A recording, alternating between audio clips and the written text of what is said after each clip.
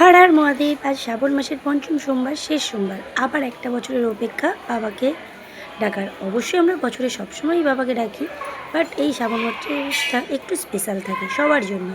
চলো, এটা হলো জয়রামপুর খড়গেশ্বর শিব মন্দির। এই মন্দিরের অনেক ইতিহাস আছে, বাট আমরা ছোটো থেকে এইখানেই আমার বাড়ি। শুনেছি এখানে বন জঙ্গলে ভরা ছিল, আর এখানে বন জঙ্গলের মধ্যে একটা খড়গ পাওয়া গিয়েছিল, তার নিচে শিবলিঙ্গ পাওয়া গিয়েছে। সেটাকেই তুলে এনে মন্দির প্রতিষ্ঠা করে পুজো করার আদেশ দেওয়া হয়েছিল, যাকে যে সম্ভব হয়েছিল। সেই মন্দির দেখো, আজকে আমি চলে গিয়েছিলাম পুজোতে। আজকে পুজো দেওয়া আমার সত্যিই সার্থক। আমার তো ভীষণ মজা হয়েছে আজকে পুজো দিতে গিয়ে, খুব ভালো লেগেছে। আমি কখনো এইভাবে যে শিবকে শিব মূর্তিকে এত সুন্দরভাবে পুজো করা হয় আমার দেখা হয়নি। আমি ভিডিওতে দেখেছি, কিন্তু আজ নিজের চোখের সামনে দেখলাম, খুব ভালো লেগেছে। প্রথমে বাবাকে ঘি মাখানো হলো, তারপরে মধু, তারপর দই মাখিয়ে দুধ দিয়ে স্নান করিয়ে, গঙ্গা জল দিয়ে স্নান করিয়ে আবার গামছা দিয়ে মুছে দেওয়া হলো শিবলিঙ্গটাকে এবং সর্পটাকেও। দেখো খুব সুন্দর, এখানে পুজোর ডালা সাজানো আছে, খুব ভালোভাবে, খুবই সুন্দর, দেখার মতো। এইটা যে দেখার সুযোগ পাবো সত্যি বুঝতে পারিনি আজকে। আমরা যে টাইমটায় গিয়েছিলাম একদম টাইমটা অ্যাডজাস্ট হয়ে গিয়েছিল। এরপরে আর কেউ এখন জল ঢালতে পারবে না। প্রায় 3-4 ঘন্টা এখন আর জল ঢালা যাবে না। আমরা জলও ঢালতে পেরেছি, আর এইটা দেখার সুযোগও পেয়েছি, তাই তোমাদেরকেও সুযোগ করে দিলাম দেখা। খুব জাগ্রত মন্দির। তোমরা এসেছো যারা, আমার ভিডিও যারা দেখো, যারা এসেছো এই মন্দিরে তারা জানো, আর যারা আসেনি তারা একবার ঘুরে যাবে। এটা দক্ষিণ 24 পরগনা জেলার বিষ্ণুপুর থানার অন্তর্গত খড়গেশ্বর শিব মন্দির, জয়রামপুর।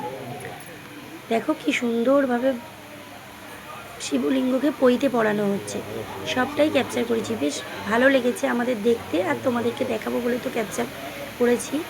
এরপরে দেখো বাবাকে চন্দন করা হচ্ছে।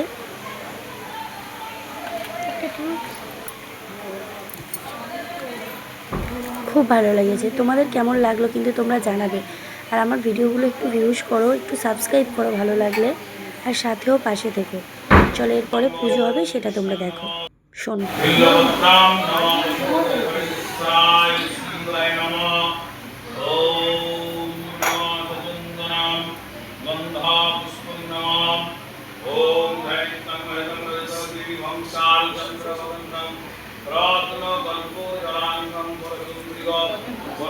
দেখো বাবাকে বেলপাতা আর ফুলকে ফুল, আর মহাদেবের ফুল বেলপাতা দিয়ে পুজো করছে।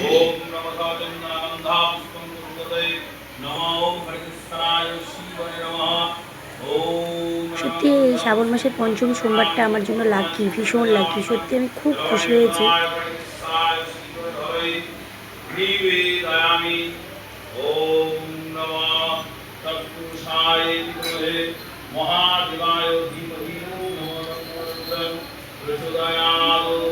ভিডিওটা তোমাদের কেমন লাগলো কমেন্টে জানাতে ভুলো না, আর ভিডিওটা শেষ পর্যন্ত দেখার জন্য অসংখ্য ধন্যবাদ।